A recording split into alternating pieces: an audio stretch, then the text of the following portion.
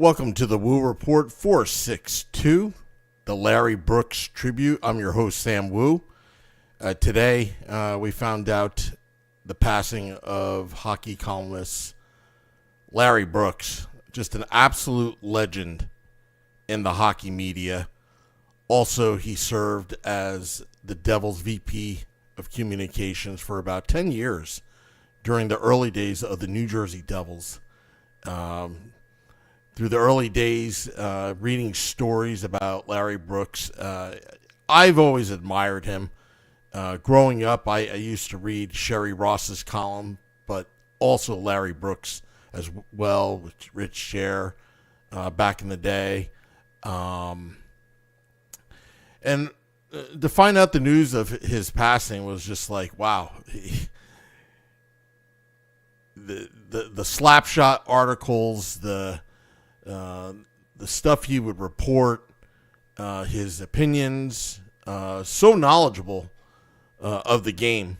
And we figured that we'd do a tribute to Larry Brooks. He came on to the Let's Go Devils podcast State of the Fan address twice.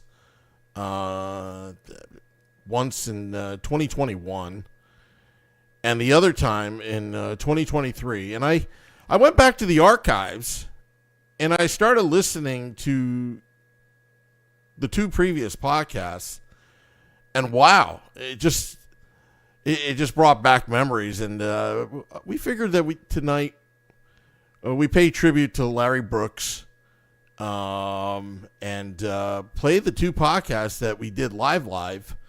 The one in 2021, if you remember, and this is all dated, so it's like going back in time and listening to his opinion and his opinions on the future. And some of that future is now. It's very interesting. And, I met Larry in 2012 during the Stanley Cup Finals when the Devils were playing the Los Angeles Kings. And, being a newbie back in the day, getting press credentials, I've had it for a couple years, but covering the Stanley Cup Finals really for the first time, and I just bumped into him. I met him, and then I saw him, in the Prudential Center, the press box. They basically clear out actual seating from the fans. They move the fans out to make room for the press, for the national press, and and I saw Larry, and he was a pretty hard worker.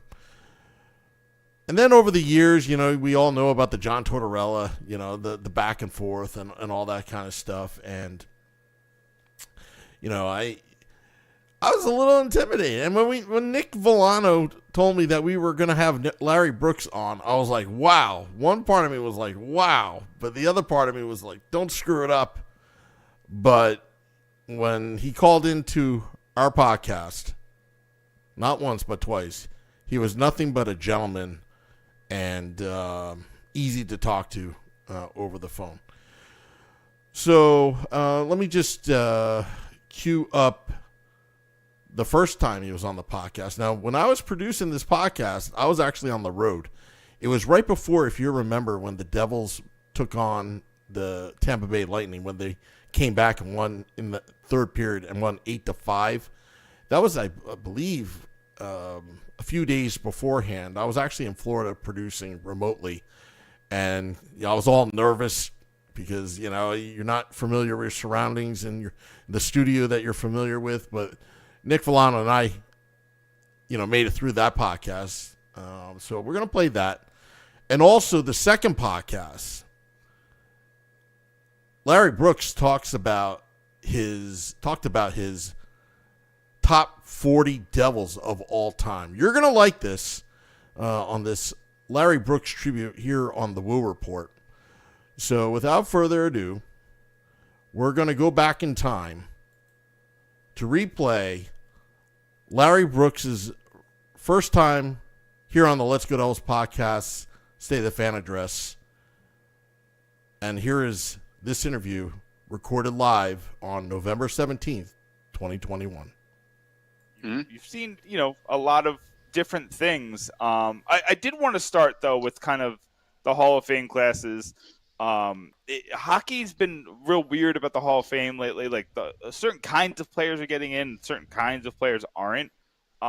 There's two very specific Devils that aren't getting in. They're kind of, I don't know if they were hurt by the fact that Devils are known as the defensive team, but it's Patrick Elias, it's Alexander Mogilny.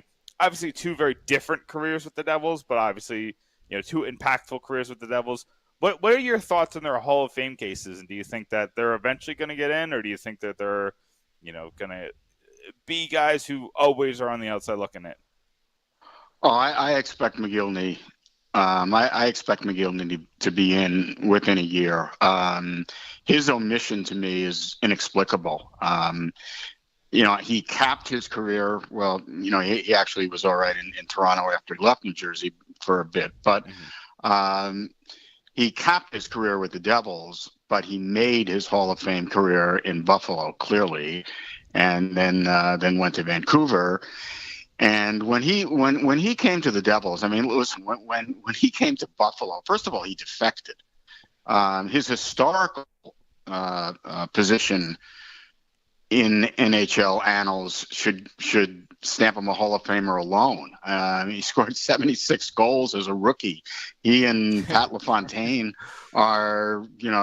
represent one of the great 1-2 punches in the history of the NHL. It's inexplicable to me that he's not in already, and I think that's just a terrible omission, a snub that'll be reversed fairly quickly. But when he came to the Devils, and I got to know him a little bit, he was still a great offensive player, but he was as responsible away from the puck as anybody, and that's why he fit in so well with New Jersey. Elias, I think, is going to be a long-term case. I think there are a lot more subtleties to Elias's game that people who may not have followed the Devils or weren't quite paying attention to what was going on up front, because so much of the attention was directed on the blue line and in goal, may overlook Elias, how good he was. His numbers are right there with Hosa's, who was inducted this year on his first try.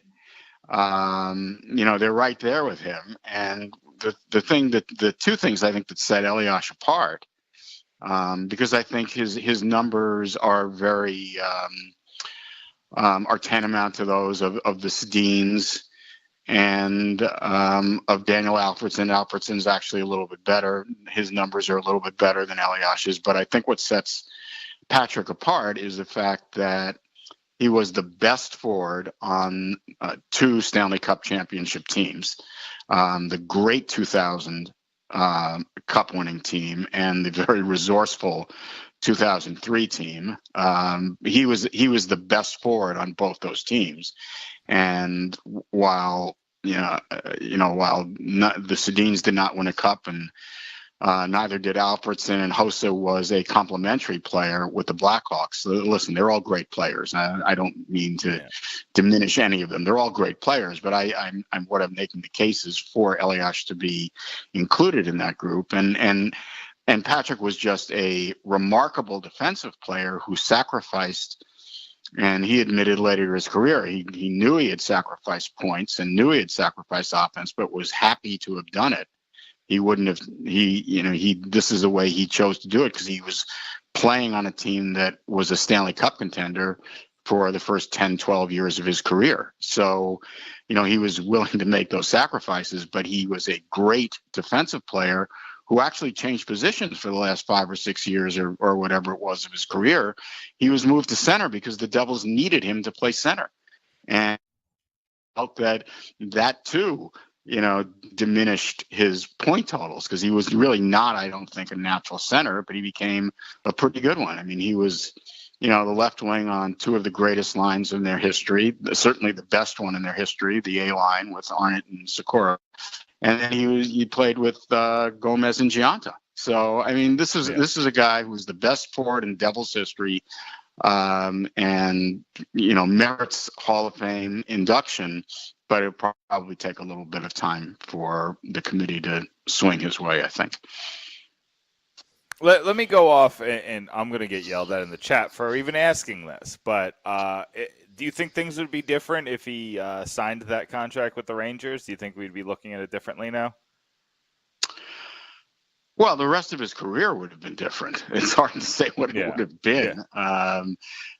I think there would have been a chance for him to combine with Yager and just make brilliance. But, I don't know. It's, there has never been a headline Devil or Islander who came to the Rangers and matched his success in New York. Just hasn't happened. And I think it's a very, very, very difficult jump to make. So would Elias have been an exception? I don't know.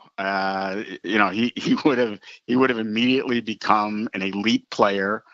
But again, it would have been a completely different dynamic. At that point, he had been in an organization only run by Lou Lamoriello, who runs things differently than anyone else in the NHL, and certainly always ran things very differently than the way the Rangers were run.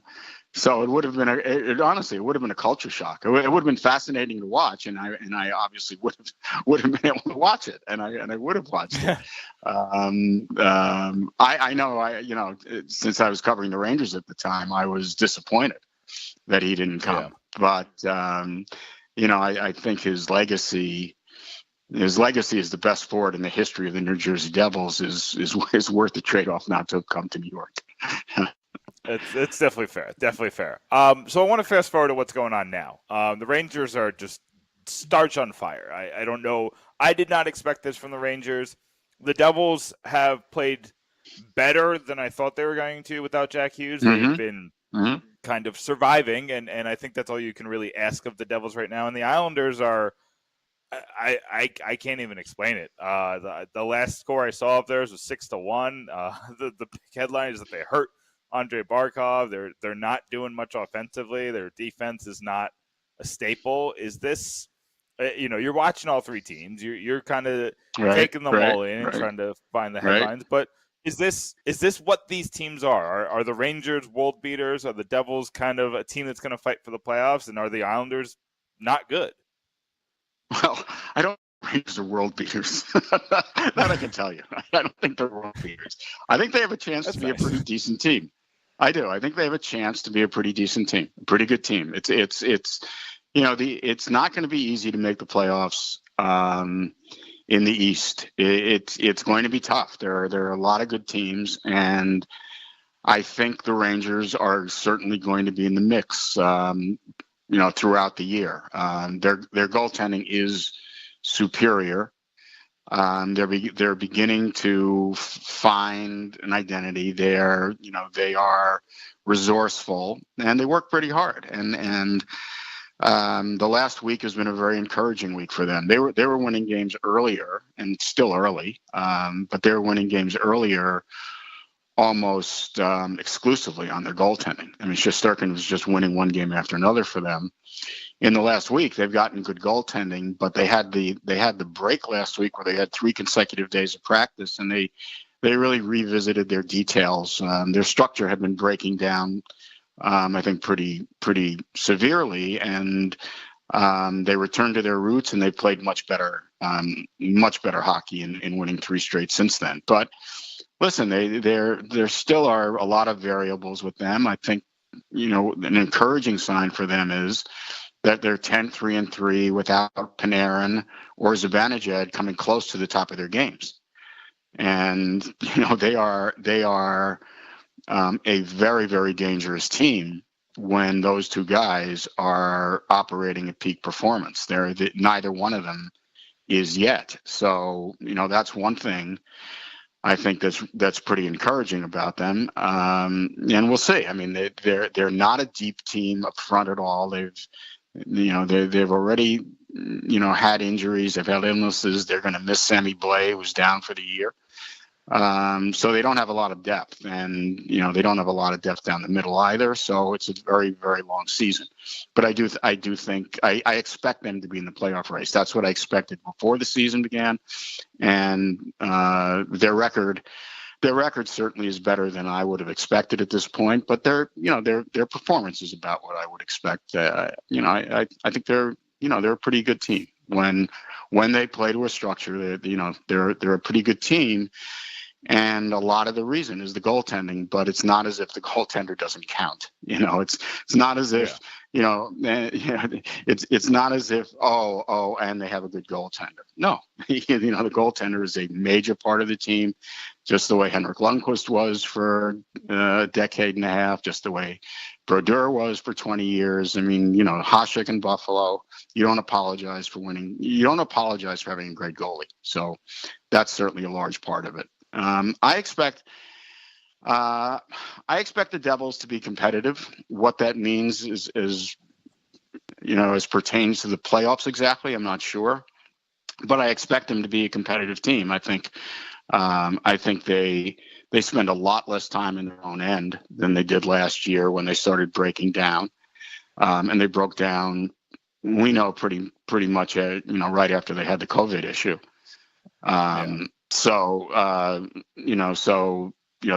But even they were spending too much time in their own before that, and they were depending on Blackwood just to steal game after game for them, which is not really quite sustainable.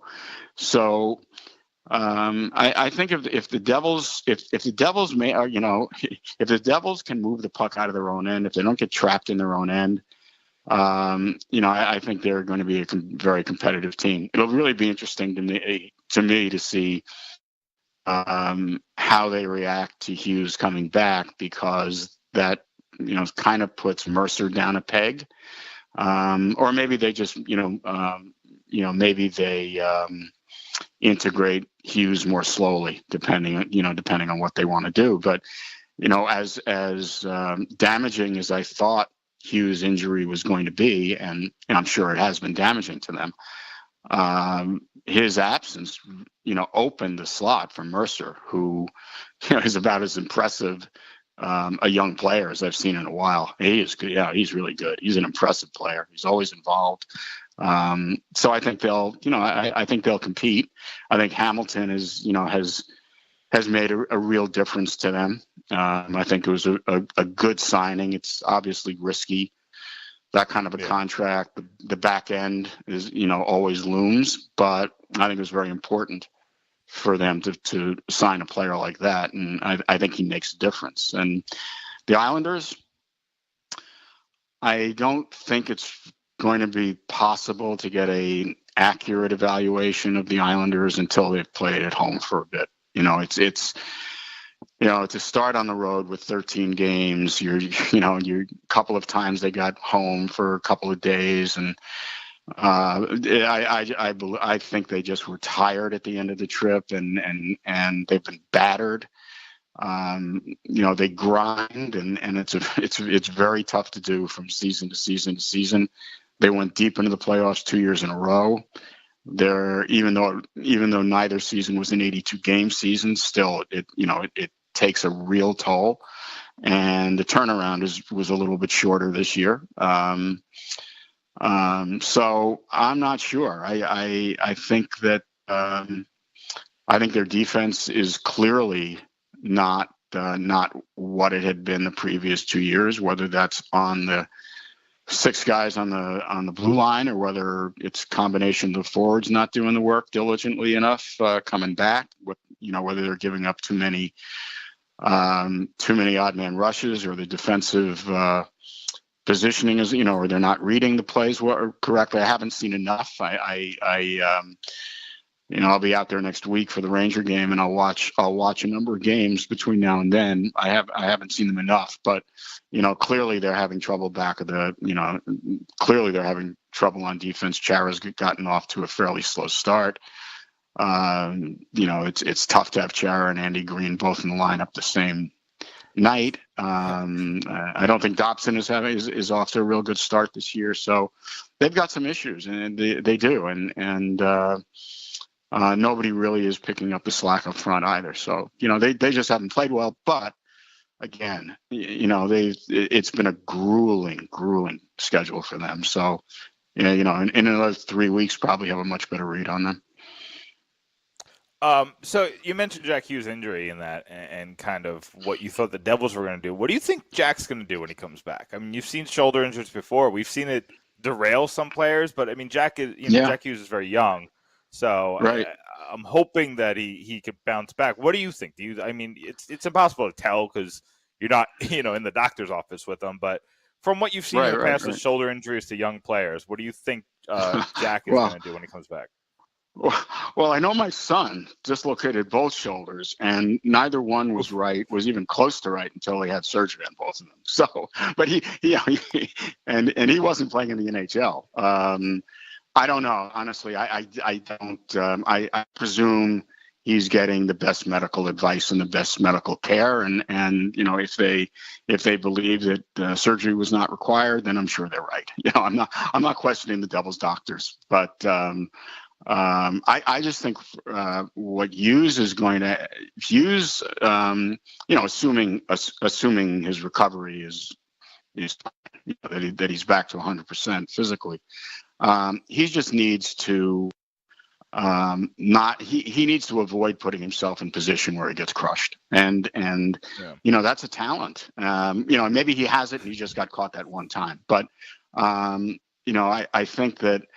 When I think of Adam Fox, Adam Fox's escapability is one of his greatest attributes. He's obviously not a big guy, but he rarely gets nailed. Very rarely, because he's able to anticipate the hit, and he just doesn't put himself into that position. So I think Hughes is going to have to develop that seventh sense. All right, so Larry, we've had a lot of fun with you tonight. I really appreciate you coming on, but I would be remiss if I let you leave without at least telling us your favorite Lou story that you're allowed. That Lou's not going to come after you with the cement shoes for revealing. What's your favorite Lou story? You've been around him. No, I don't know. I don't know. I don't know if my favorite, but and he'll be proud of this. But when I worked for him, and I just remember, when he would stroll into my office and kind of put $1 down on my desk and say, "Now go get a shave." That was always interesting. So even the communications guys needed to follow policy. No kidding. No kidding. So anyway, Larry Brooks, it was I learned a lot working for him. Yeah. How could you not? Yeah.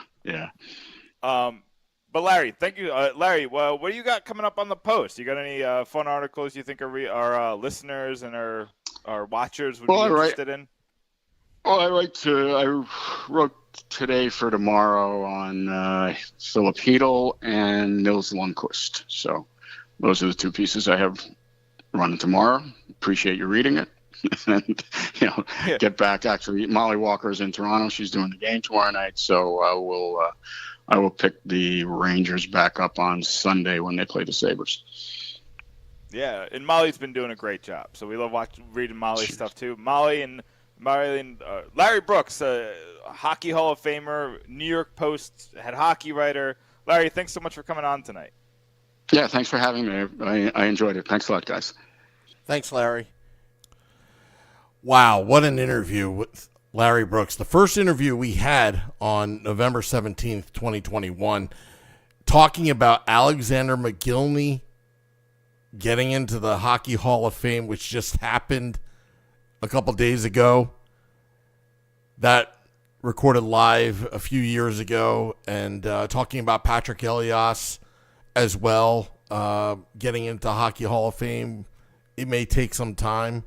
Just going back in memory lane, listening to that podcast was amazing. And also a lot of tributes going on online. There's a lot of podcasts talking about Larry Brooks. I saw some of the written stuff from Molly Walker of the New York Post, She worked with Larry, and I can imagine it being a tough time for her and the New York Post right now.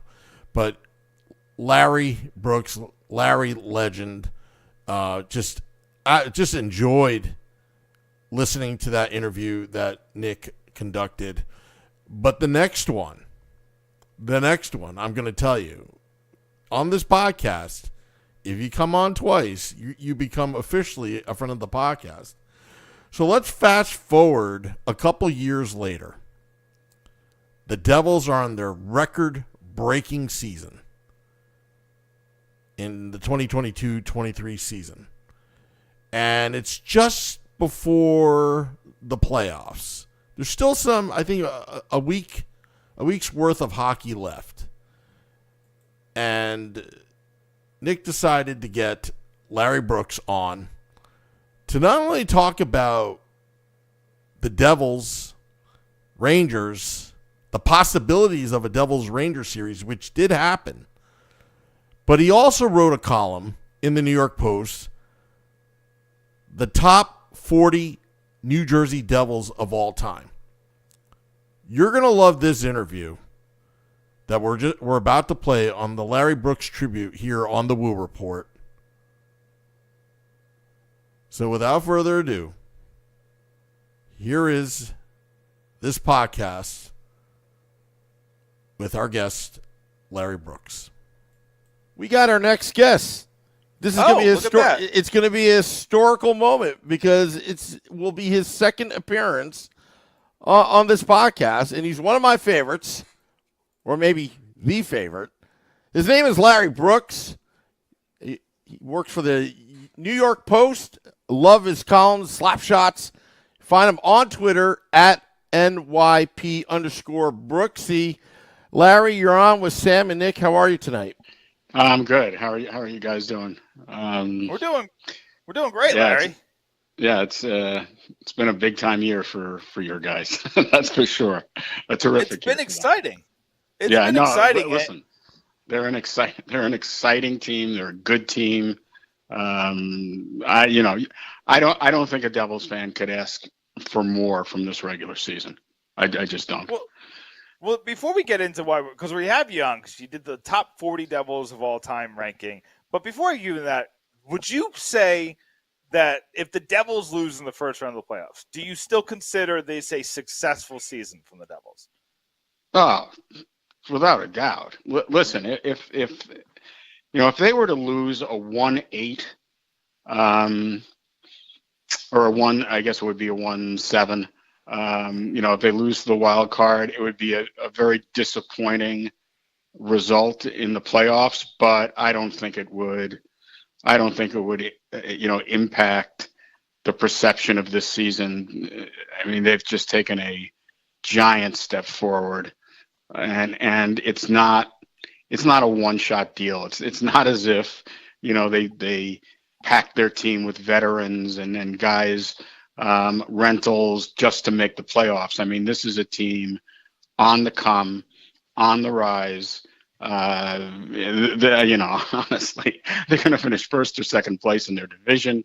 Honestly, it's been a spectacular year for them. Just a spectacular year. And listen, just the fact that the Devils fans get to watch Jack Hughes every night is something special. Honestly, it's just special. A superstar, in the making, if not already made. Just a brilliant player, and he, a player who's worth the price of admission by himself. So, I don't think you could ask for too much more from this regular season. What they do in the playoffs, we'll see, but I think they're set up to be a very good playoff team too. So let's use that to transition. Jack Hughes, pretty high on your list already of the top 40 players of all time. Yeah. He's only 3 years. Well, I guess this is his fourth year, and the first year was bad. But you had him, I believe, in the top 15. Right. I had him, I think, 15th. Yeah. So quickly tell me what kind of went into that decision, and do you expect him to take over number one eventually? take over number one. If he's on a team that wins 3 cups and is 3 or 4 cups and is the most important player on those teams, perhaps. I'll take that. I wouldn't project that at this point, but listen. The reason I put him 15 is because I think he is, the most talented player in franchise history, just sheer talent. Probably skates better than anyone. And look what he's doing in his 4th year in the league. Now, there's, look, you could put him 22nd, you could put him 24th, and I would understand it. But to me, he's just such a dazzling player that I wanted to get him. I wanted to signify that I thought he was so special. So that's why I have him 15. And that makes sense. You don't break the franchise record every year, so it is a that's right, and no, that's right. That's right. And I had done this before he got to 97, obviously, but he's broken the franchise record. So I don't. Yeah, again, you can quibble. You can say no, it's too soon. He should be in the 20s. Oh, okay. This is obviously a subjective list. It's a personal list, and you know what about this list, and I also did one for the Islanders. Their top 50 that is running now. These aren't rankings that I did off reputation, off stats, off analytics. I've seen every one of these players play, and I've seen every one of these players play a lot. So it's just, it's my impression of them. It's my opinion of them. It's my ranking of them. I worked for the Devils for 10 years in the early days, and I covered the Devils, and now I watch them a little bit from, across the river. Mm-hmm. So, this is just I think it's an educated. I think it's an educated ranking. Obviously people can disagree, and everyone has an opinion, but it's not one where I went to reference material and I check things out, obviously, but it's not one where I did this by expected goals for and things like that. This was players. Every player on this list, every player who's played for the Devils, I've seen. So for better or worse. Yeah, there's a lot of worse lately, but the one that kind of stuck out to me, because I had him high, and it's kind of for this reason. I saw him play, I saw what he did at his best, and I'm kind of judging him on that. And that's Taylor Hall. And he's a controversial player for the Devils. Yeah. A lot of people just have a bad taste in their mouth, similar to Zach Parise, but a little bit more with Hall, just because of how it ended. Mm-hmm. The hope that he couldn't make the playoffs for most of the time of his here. The one time he did, he won MVP. Yeah. Let me ask you this: you talk about it's an opinion. There's a lot of does the way that it ended for Taylor Hall, does that impact his ranking at all? It did. He if I remember correctly, he really only had one full season, right? I mean, he was hurt. He got hurt the first year where he had a brilliant first half. And then he had the big year, and then he was hurt again. And then his 4th year, his relationship with the franchise, his relationship with the fans. I wasn't there enough to really understand why the dynamic shifted so quickly on him, because it was 17-18 they made the playoffs, and he won the Hart. I mean, imagine the only player in franchise history to win the Hart Trophy. A team that won the Cup 3 times, went to the finals 2 other times, finished in first place, regularly during the aughts of 2000s, and he's the only guy who has won the Hart. Brodeur never won it. Stevens never won it. Eliash never won it. Niedermeyer never won it. None of them even came close. And here was Taylor Hall. And I voted for Taylor Hall that year. I had a vote that year, and I voted for Taylor Hall. But his impact was was so brief. I mean, and then he became almost a negative impact. Created almost a negative impact his final year. So he was here for a very short time. I did weigh the way it ended, but he just, you want to talk about Jack Hughes, Jack Hughes' 1 year has been equal to Taylor Hall's 1 year. And, and I'll tell you what, if it weren't for Connor McDavid, I would consider voting for him for the Hart. I think he, it's a team effort, obviously, but he's the best player on the team. And I think his skill separates him and it separates the team on a lot of nights. So, I thought Taylor Hall was going to be here for 8 or 10 years. I thought they were going to sign him to an extension. I thought he would be a top 5 guy, but it was just his stay was too brief, and the end certainly did have an impact on the way I ranked him. Yeah, that's interesting.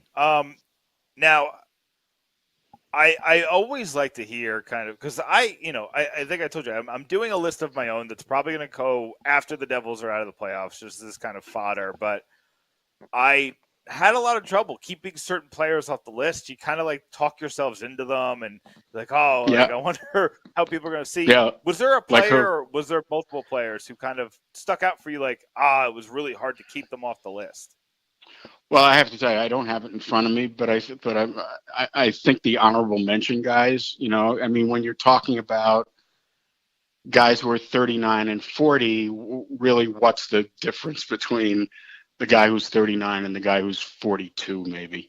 So, the guys who are, who I named on honorable mention, and again, I don't have it in front of me, I'm sorry. I'm sure they could have been 40. I mean, there were guys I thought I wanted to get in. Like I wanted to get Chris Terrarian. And, someone could say, well, he never, he was only their number one in the early 90s. And,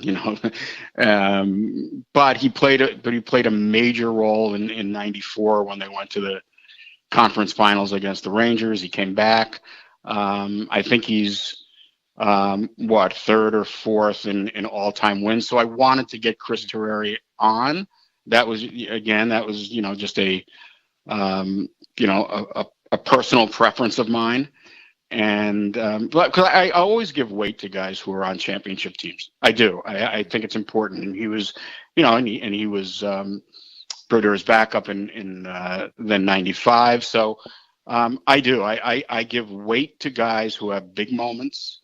And more than compilers, and I give weight to guys who are on championship teams. And Terrari winning the 3 games in Boston Garden in the 94 series against Boston after they had fallen behind 2-0. They lost the first 2 games at the Meadowlands, and then they went to the Boston Garden, which is a very difficult place to play. But Terrari had starred at Boston Garden when he was at Providence, so. They went to him for game 3, and he wins game 3. He wins game 4. They come back for game 5 at the Meadowlands, and Brodeur pitches a shutout. They win the game to go up 3-2, and they go back to Boston, and they go back to Terrari, and and they close it out. So, that's one of the reasons. Just to give you an idea of my thought process there. Mm-hmm. I give greater weight to. These moments than to a player who might have had, 5 better years, objectively 5 better years. So that's the way I did it. There's no way that a coach could get away with that now, right? There's no way a coach could play 1 goalie at home games and 1 in away games, right? That would never. Well, I mean, I don't know. I mean, if you have a guy who had the track record that Terrari did, and the other thing too back then, and I know it was 29 years ago. It's kind of amazing, but it seems like kind of yesterday to me. That they had just come off the 7-game first round against Buffalo, and the game 6 was 4 overtimes, and they lose 1-0, and then they come back 2 nights later and played game 7 and won 2-1, and then they played on the Sunday afternoon. against Boston. So, there might have been some fatigue also with Marty, so that's why they went to Terreri. But yeah, it would take a coach with some security, I think, to make that kind of a move. Yeah. And just for your sake, the honorable mentions that you listed were Aaron Broughton, Bobby Carpenter, Jesper Bratt, which is interesting to me, Brian Ralston, Andy Green, and Corey Schneider. Corey Schneider, another guy. Obviously, doesn't have the playoff chops, but man, was he good for those years that he was good. Yeah, no, listen, he was terrific for the couple of years. The one guy who I had the most trouble, now that you mention it, the guy I had the most trouble leaving off was Aaron Broughton. Aaron Broughton has, when I was doing some reference on this, Aaron Broughton is in their top, I think, 8, 10 of maybe goals or points, and he had some big time seasons, but he played for a lot of really bad teams in the 80s, and he had a terrific year the year they made the playoffs in 87, 88. Mm-hmm. He had a big time season that year, and that's one of the reasons. That's one of the reasons I really wrestled with him. He was the toughest choice for me, and but there were a lot of goals scored in the 80s, and so I kind of discounted his numbers. But if there had been a 41, it would have been Aaron, and I really enjoyed it. I was PR director and then vice president of communications when he was there. I never covered him, so I just knew him, as a fellow Devil, and I enjoyed Aaron Broughton a lot. I enjoyed Neil a lot too, and Neil I have very high on the list for a guy who, basically played half season for them. Played another year, didn't, it was a miserable season, but again, that there's an example of a big moment, big moments in contributing to championships where I have Neil Broughton very, very high. Yeah, and it's all about perception, because I think I have Adam Henrique probably higher than a lot of people, just because of the moment, right? That one moment is gonna lift them up. Yeah. I would be bemused to not talk about number one and how it's not Martin Brodeur. Mm-hmm. And I just kind of want to know, because when I wrote my list, that was the first thing I did.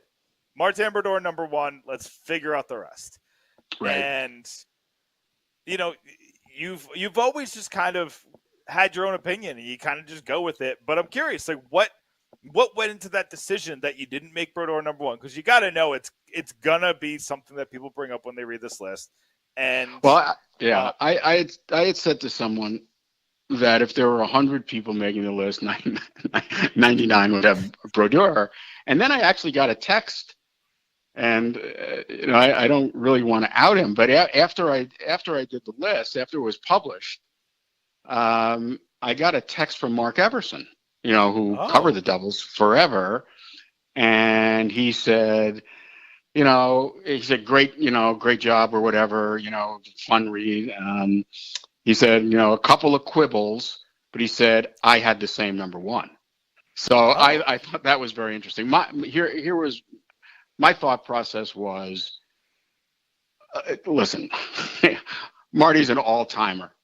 He's an all-timer. He's one of the top 5, 6 goalies of all time, whatever. Maybe 4. I'm not sure, but he's certainly in the elite goaltenders in the history of the game.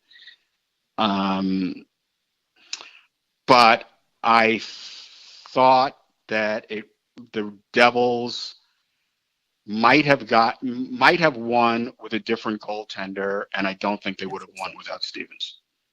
I just don't, and they didn't win without Stevens. They didn't.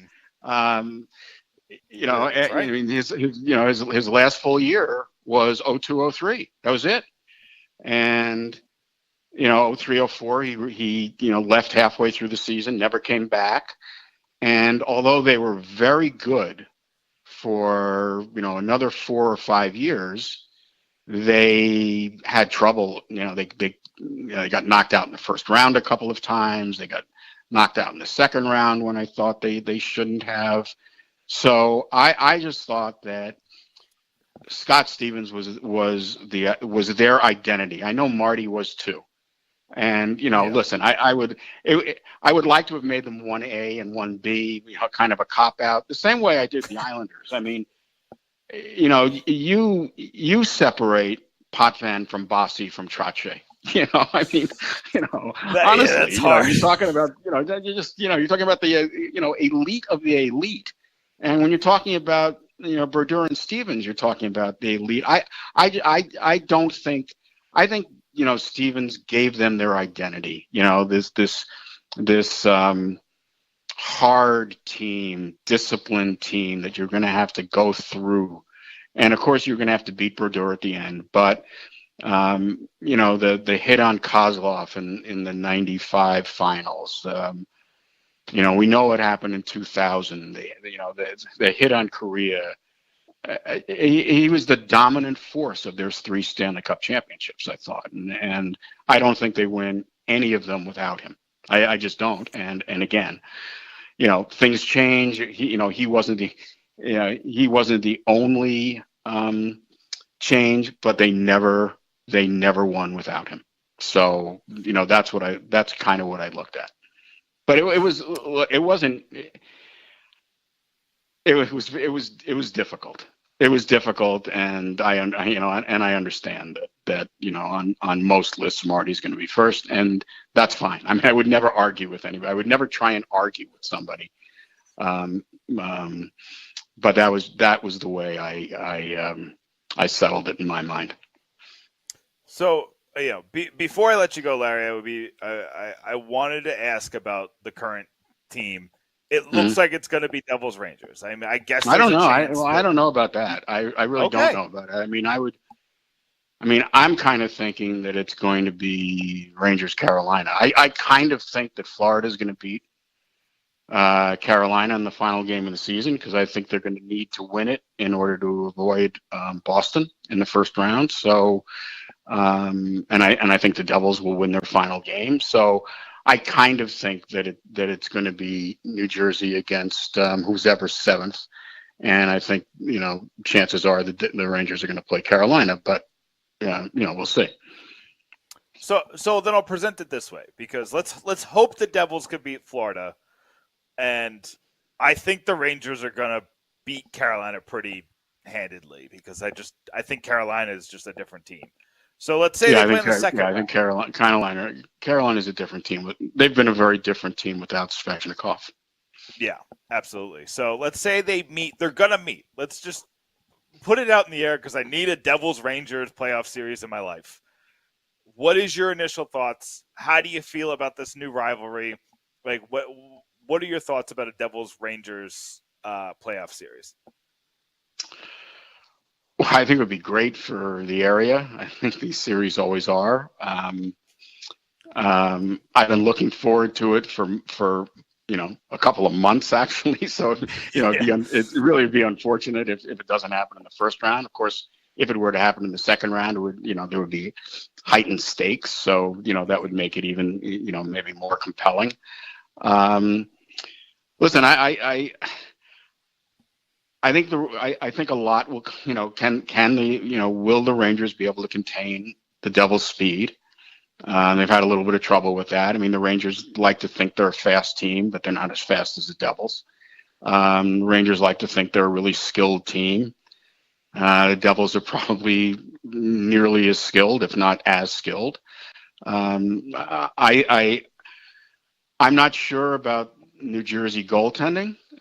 We know, Vanacek's had a terrific year, but things sometimes change in the playoffs. Shesterkin had a pretty pedestrian first 4 months of the season, but he has ramped it up over the last, 3 or 4 weeks. And I think he looks like exactly the way he did last year. So, I think Shesterkin would be under a lot of pressure, because I think the Devils will be able to create scoring chances. A prediction I'm not prepared to make at this point, but I think it would be a terrific series. will there be some stage fright on the Devils' part? I don't really think so. I don't. I think they're basically playing with house money, and I think they're a really loose team, and I think Lindy Ruff has been there before. So I listen. I think it would be the best thing for the area.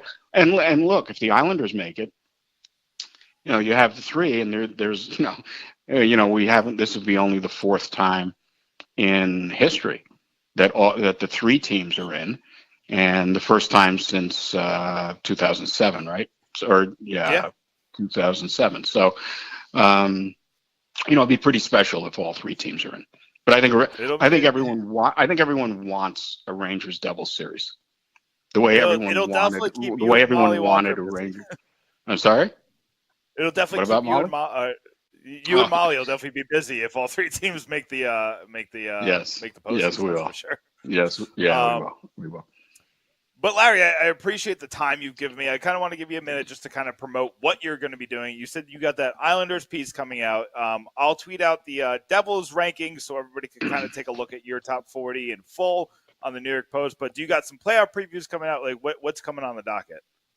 Well, we've got the Islanders top 15 will be in Thursday's paper, and then I've got the Ranger game. Final game tomorrow night against Toronto, and then we'll be doing some playoff preview, and I'll be doing a Stanley Cup preview for the league and zeroing in on the Rangers, and then I will either be off to New Jersey or off to Raleigh next week. Oh, okay, sounds good. With Miss Walker, and we will follow it to the end. Sounds good, Larry. We really appreciate having you coming on. And you're a friend of the podcast now because you've gone on I'm a friend times, of the podcast. So we appreciate you coming on. We'll talk to you soon, Larry. Sure. We look forward to it. Yeah, sure. I enjoyed it. Thanks a lot. Thanks for the conversation. Thank you, Larry. Wow, what an interview with Larry Brooks talking about the top 40 Devils of all time, going in depth why he chose Scott Stevens as number one over Brodeur. Great interview by Nick Villano. And, so Larry Brooks will be missed. And I want to thank all those tuning in, listening, watching our Larry Brooks tribute. May you rest in peace, Larry. Till next time, let's go Devils.